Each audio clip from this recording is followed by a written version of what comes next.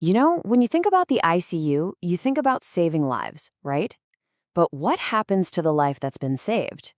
Today, we're diving into a hidden battle that starts the second a patient is admitted, a really dramatic wasting away of the body, in the surprisingly simple yet incredibly powerful way we can fight back. So here's our game plan. First, we'll pull back the curtain on the ICU's hidden toll. Then, we'll look at why it's such a desperate race against time. We'll explore the solution, mobilization, and then put it into a bigger, more holistic picture. And finally, we'll wrap up with a lesson that's crucial for every single one of us. All right, let's jump in. All right, first up, the ICU's hidden toll. Because, as you're about to see, just making it out alive is really only the first fight. So what is that hidden cost of survival? I mean, it's not something you're going to see on the heart monitor or in a blood test, but it has these massive cascading consequences for a person's recovery. Well, that cost is a condition called skeletal muscle wasting. And listen, we're not just talking about feeling a little weak from being sick in bed. No. This is a rapid, and I mean significant, loss of actual muscle tissue and strength that happens because of how the body responds to being critically ill. So, just how bad can it get?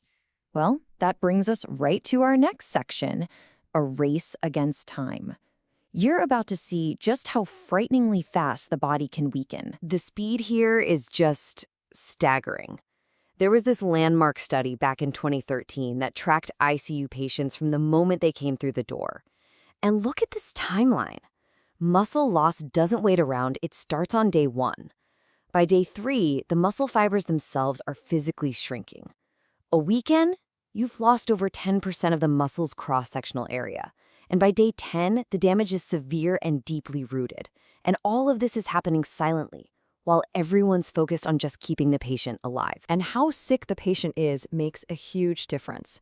That same study showed that patients with just a single organ failing lost about 15% of their main thigh muscle in those 10 days.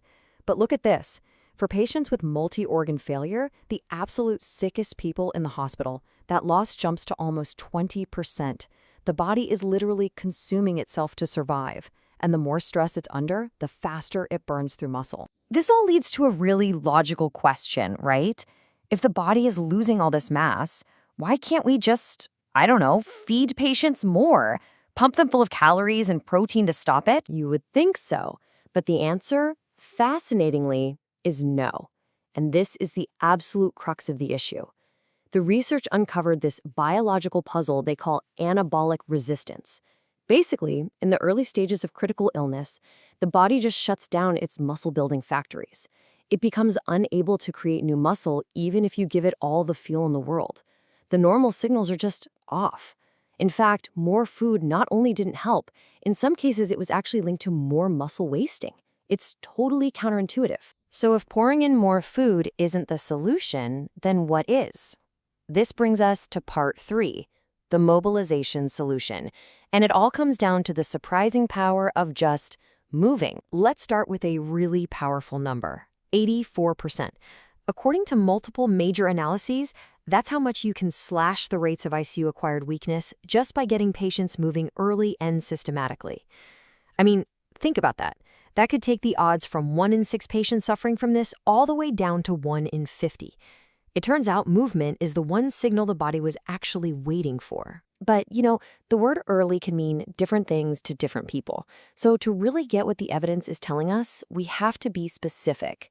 Most of the research compares what we call late mobilization, where physical therapy might not start for a week or even more, against systematic early mobilization, which gets going within the first few days of a patient's stay. Okay. Now, this table from a big 2021 analysis adds a really important layer of nuance. So look here. Compared to starting late, getting patients moving early clearly helps. They have a 71% better chance of getting back to living independently. That's huge. But, and here's the twist, when you compare early mobilization to modern standard care, where some movement is already happening, the specific benefits for pure muscle strength get a lot fuzzier. So what's the takeaway? Getting patients moving early is absolutely vital, but the debate on exactly how and how much is still very much alive. So that tells us that movement is a total game changer. But it's not the only piece of the puzzle.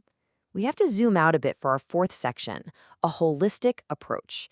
Because movement is key, but it's not the whole story. To really get the big picture, we have to talk about something called post-intensive care syndrome, or PICS. This is basically the umbrella term for the whole collection of problems, physical, mental, and even social, that can stick around for months or years after someone survives the ICU. And PICS has many faces. As you can see, it's not just about the physical stuff like pain and weakness. Survivors are often dealing with serious mental health issues like anxiety and PTSD. They can have cognitive problems with memory and focus, and there are even huge social and financial challenges if they can't get back to their jobs. It's all connected in this complex web. So, how in the world do you tackle a problem that complicated? The answer is with a smart, team-based strategy, and it's captured perfectly in what's called the ABCDF bundle. This is a proven framework where E, our star player, early mobility and exercise, is integrated with everything else: managing pain, waking patients up from sedation, preventing delirium, and, this is so important, getting the family involved. It's about treating the whole person, not just a set of symptoms. And this brings us to our final and maybe most important section, the lifelong lesson. What can this extreme, high-stakes environment of the ICU actually teach us about our own health day in and day out? Just take a look at this incredible quote from a huge study in the British Journal of Sports Medicine.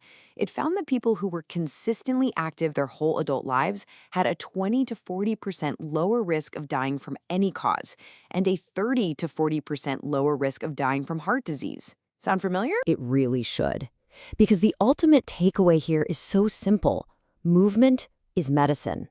The exact same principle that protects the most fragile patients in the ICU, that consistent physical activity, is the very same thing that protects all of us every single day of our lives.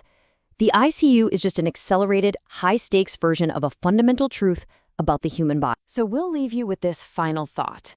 The ICU teaches us a powerful lesson about life, about the profound protective power of staying active. So the question for all of us is, are you moving enough today to protect your tomorrow?